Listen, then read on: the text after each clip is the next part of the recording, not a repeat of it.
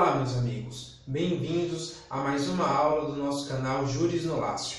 E na aula de hoje nós estudaremos sobre o direito administrativo, cujo tema será Princípios Básicos do Direito Administrativo. Iniciando então a nossa aula, o primeiro princípio que nós estudaremos será o princípio da legalidade. O princípio da legalidade, na realidade, ele é uma decorrência da existência do próprio Estado Democrático de Direito. Então, o ordenamento jurídico vai prever que o administrador público ele somente pode agir, somente pode praticar determinados atos que estejam previamente permitidos pela lei. Então, é essa a ideia do princípio da legalidade, que estabelece uma relação de subordinação à lei. É isso mesmo. Então, a administração pública ela está subordinada à lei, está subordinada à permissão legislativa com relação à prática de atos administrativos. Vejam que o princípio da legalidade ele tem uma aplicação diferenciada com relação à esfera do direito privado. Então, na esfera do direito privado, o princípio da legalidade ele estabelece uma relação de não contradição à lei. Então, isso significa que os indivíduos, num primeiro momento, têm a liberdade de celebrar negócios jurídicos, praticar atos administrativos, desde que não estejam expressamente proibidos pela lei. Já o princípio da legalidade na esfera administrativa, ainda que não haja previsão de proibição expressa pela lei, a administração pública somente pode praticar aquilo que está previsto com uma permissão da lei. Então, há essa diferenciação. Na esfera do direito público, o princípio da legalidade impõe uma relação de subordinação à lei. Na esfera do direito privado, impõe uma relação de não contradição à lei. Então, é por isso que a doutrina menciona que esse princípio da legalidade é um princípio da legalidade estrita. Okay? Justamente porque a administração pública somente pode praticar atos que estejam previamente permitidos pela lei. E aqui, pessoal, a lei ela é amplamente considerada. Então, não se restringe, por exemplo, a necessidade de uma lei ordinária. Então, pode ser uma lei complementar, essa permissão legal, essa previsão pode estar lá num decreto, numa medida provisória. A própria Constituição Federal é abarcada por esse princípio da legalidade se considerarmos a lei no sentido amplo. Então, deve-se considerar essa legalidade aí de uma forma ampla. Então, essas são as principais ideias do princípio da legalidade. O próximo princípio que nós veremos, o segundo princípio, é o princípio da impessoalidade. O que significa, então, esse princípio?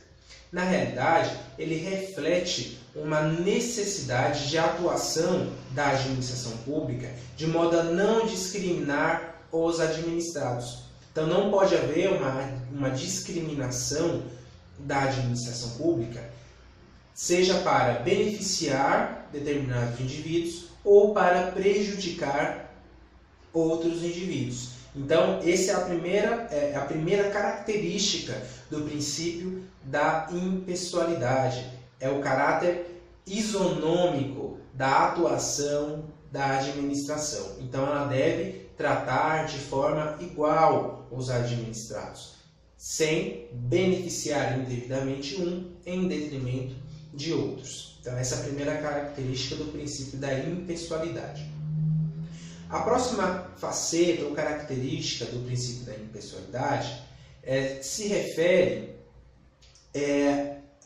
à atribuição dos atos administrativos. Então, quando há a prestação de um serviço público, a execução de uma obra pública, a realização de políticas públicas, por exemplo, todos esses atos são atribuídos ao Estado, seja ele aí na forma da União, representado pela União, ou praticado pelo Estado membro ou pelo município, então a entidade política, aquela pessoa jurídica de direito público, é considerada como autora daquele ato administrativo.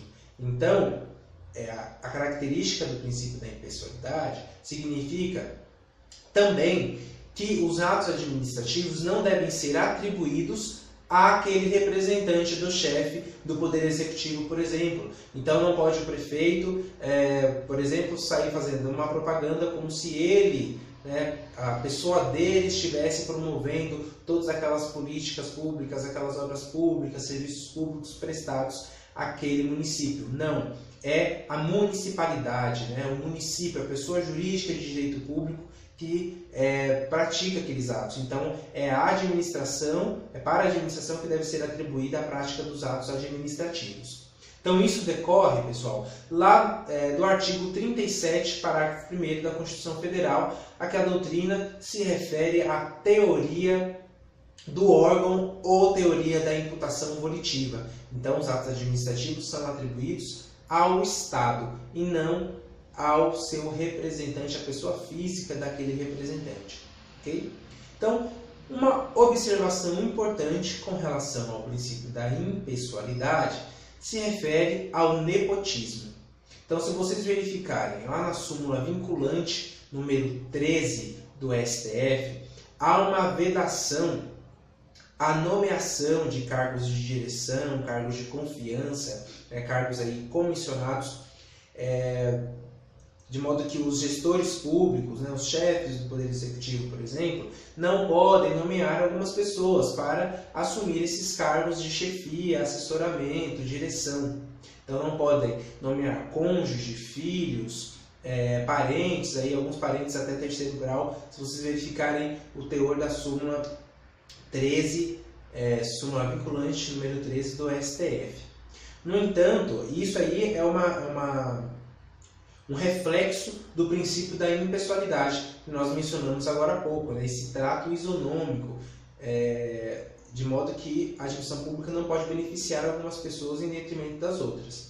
No entanto, o STF entendeu que para a nomeação de cargos tipicamente políticos, então, ministros de Estado, secretários de Estado ou secretários municipais, como são cargos políticos, a nomeação desses cargos, segundo o STF, são cargos, um ato, na realidade, é um ato meramente político, um ato tipicamente político. E os atos políticos, como possuem uma discricionariedade ampla, o STF entendeu que para esses cargos não se aplica a vedação contida na súmula vinculante número 13. Isso é importante. Então, para a nomeação de cargos políticos, não incide a vedação ao nepotismo prevista na súmula 13 súmula vinculante número 13 do STF. Okay? O próximo princípio é o princípio da moralidade. Então, o princípio da moralidade administrativa exige do administrador público uma atuação honesta, um comportamento honesto. Então, o administrador público ele deve ser leal na prática dos atos administrativos, deve se pautar pela boa-fé, a boa-fé objetiva. Nós falamos em um dos nossos encontros que é aquela exigência, um padrão de conduta que é exigido, inclusive da administração pública, não só nas relações de direito privado. Então, a administração pública também deve se pautar pela boa-fé. A moralidade administrativa, ela tem a sua importância na medida em que a sua inobservância pode ensejar uma responsabilidade por improbidade administrativa. Isso também está previsto lá na Lei de Improbidade Administrativa, dada aí a sua importância, da moralidade administrativa. O próximo princípio básico do direito administrativo é o princípio da publicidade. Então, quais são as ideias principais desse princípio? Então, o princípio da publicidade, ele proíbe a edição de atos secretos pela administração pública. Então, a atuação da administração pública deve ser plena e transparente. Então ela não pode agir às escondidas. Seus atos devem ser públicos, devem ser transparentes. Se vocês fizerem uma simples pesquisa, vão verificar que vários entes da administração pública têm seus portais de transparência.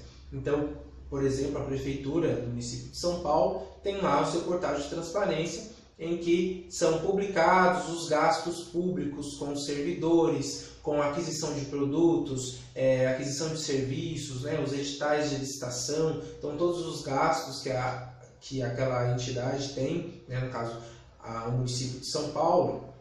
Então, por conta dessa transparência, essa exigência da publicidade, se tem aí esses portais de transparência. Então, para regulamentar essa publicidade que é exigida pela Constituição Federal, foi editada a Lei 12.527 de 2011, que impõe ao administrador, à administração pública, o dever de publicidade de todos os atos administrativos da administração direta e também da administração indireta. Então, vale a pena verificar o inteiro teor aí da Lei 12.527 de 2011.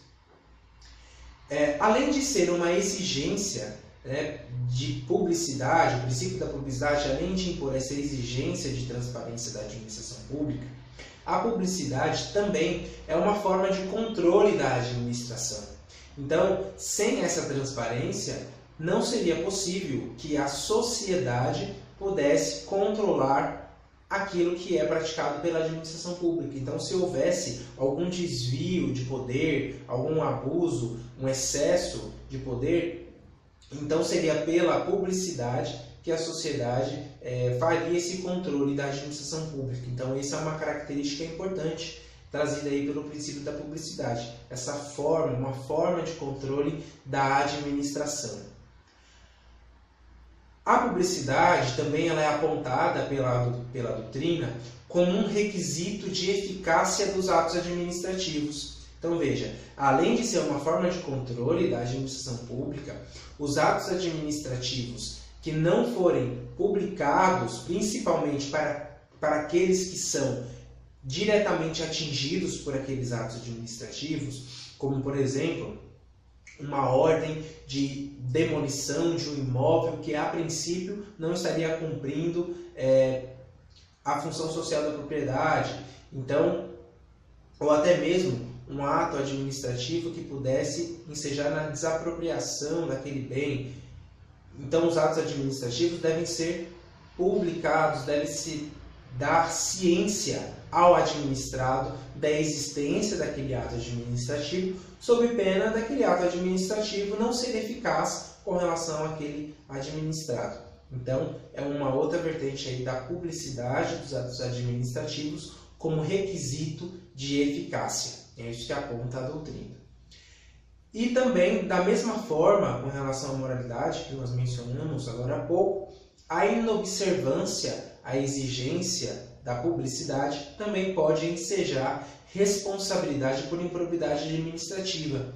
É o que prevê lá o artigo 11, inciso 4 da Lei 8.429 de 92, que é a Lei de Improbidade Administrativa. Tamanha é a importância da publicidade dos atos administrativos. Não podia ser diferente, nenhum princípio pode ser considerado de uma forma absoluta. Então, a publicidade tem algumas exceções. Então, alguns atos administrativos podem ser praticados de forma secreta. Então, se tratar de um ato administrativo que se refira a uma situação que possa pôr em risco a defesa do Estado ou da soberania nacional, pode-se considerar aí uma situação, uma exceção à exigência da publicidade. Da mesma forma, aquelas atividades de inteligência ou alguma situação que possa expor de forma indevida a vida íntima e privada do administrado. Então, são situações, são exceções à publicidade. Okay? O próximo princípio, então, que nós veremos é o princípio da eficiência. O que significa, então, quais são as ideias principais do princípio da eficiência? Na realidade, esse princípio da eficiência, ele não estava previsto originalmente na Constituição Federal. Ele veio com a edição da Emenda Constitucional 19 de 98, foi a partir de então que se passou a prever aí o princípio da eficiência na Constituição Federal, lá no artigo 37.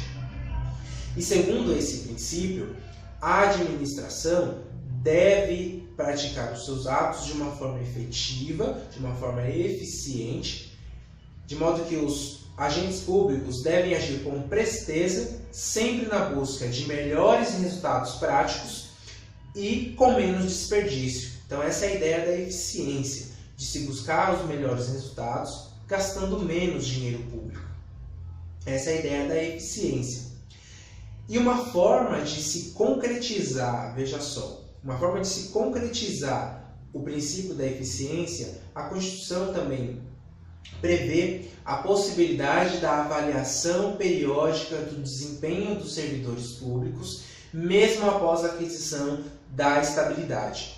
Então, mesmo depois do servidor público, passados 3 anos que lhe dão a estabilidade no serviço público, é feita uma avaliação periódica de desempenho, justamente para aferir se a prestação daquele serviço público está sendo feita de forma eficiente, de forma efetiva, econômica. Então, é uma forma de se concretizar o princípio da eficiência. Okay?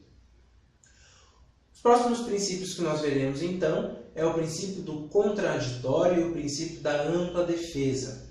O princípio do contraditório está previsto lá no artigo 5º, inciso 55 da Constituição Federal.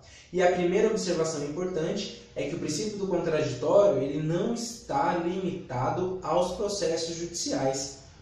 A própria Constituição Federal prevê essa situação. Então, o princípio do contraditório deve também ser observado na esfera administrativa, nos processos administrativos também deve se respeitar o contraditório e também a ampla defesa.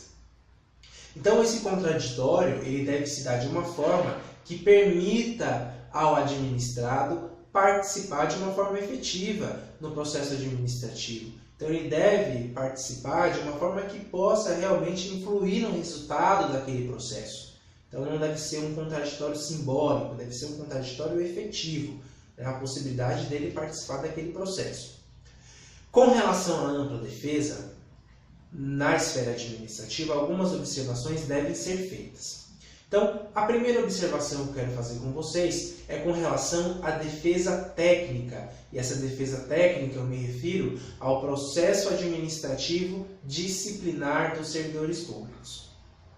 Então, no primeiro momento, o STJ editou a súmula 343, entendendo que no processo administrativo disciplinar seria indispensável a presença de advogado para realizar a defesa técnica daquele servidor que estaria sendo processado administrativamente por alguma conduta disciplinar.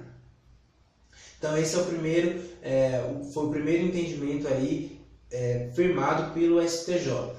Porém, posteriormente, o STF editou a súmula vinculante número 5, estabelecendo que a defesa técnica por advogado no processo administrativo disciplinar não violaria a Constituição.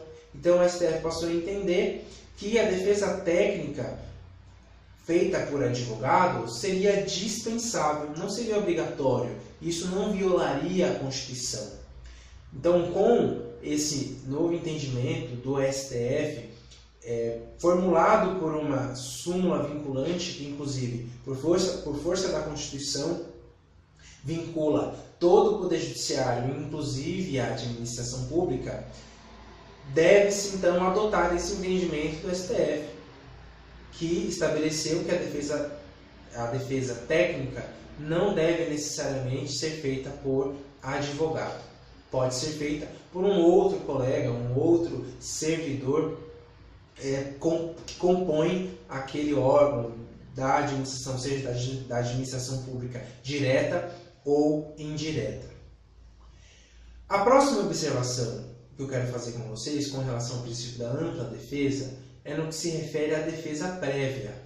Então, É importante que o administrado, antes de ser proferida uma decisão administrativa a seu respeito, e que inclusive possa limitar algum direito seu, é importante que se dê ao administrado a possibilidade de se defender antes que aquela decisão administrativa seja tomada.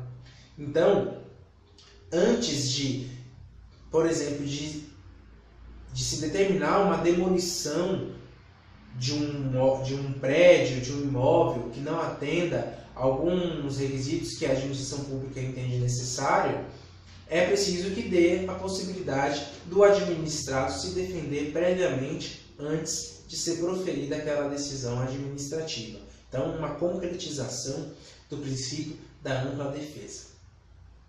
Uma outra observação importante seria com relação ao duplo grau de julgamento ou ao direito ao recurso administrativo. Então, é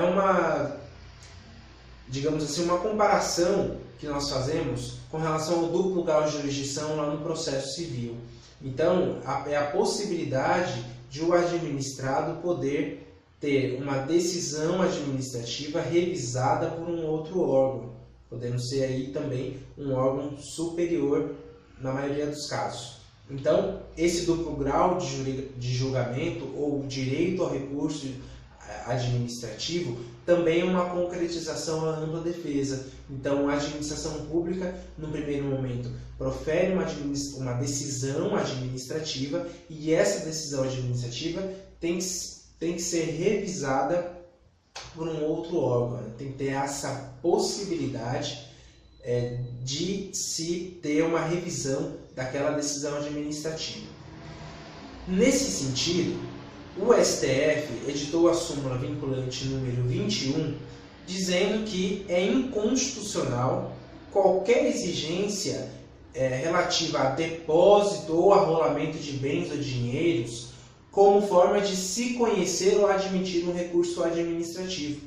Então, em outras palavras, a administração pública, para conhecer ou admitir algum recurso administrativo, ela não pode exigir do administrado um depósito de dinheiros ou arrolamento de bens para que aquele recurso administrativo seja julgado. E nesse mesmo sentido, entende o STJ quando editou a súmula 373. Então vale a pena conferir o inteiro teor da súmula vinculante número 21 do STF e a súmula número 373 do STJ. Então, meus amigos, fazendo um breve resumo da aula de hoje, nós vimos os princípios básicos do direito administrativo.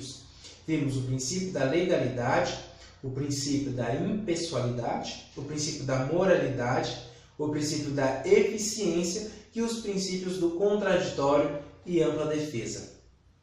Então, a nossa aula fica por aqui. Quaisquer dúvidas ou sugestões, deixem nos comentários da nossa página no Facebook ou até mesmo aqui na descrição do vídeo aqui no nosso canal. Ou mande um e-mail para jurisnolácio@gmail.com. Nós ficamos por aqui e até o próximo encontro. Até breve.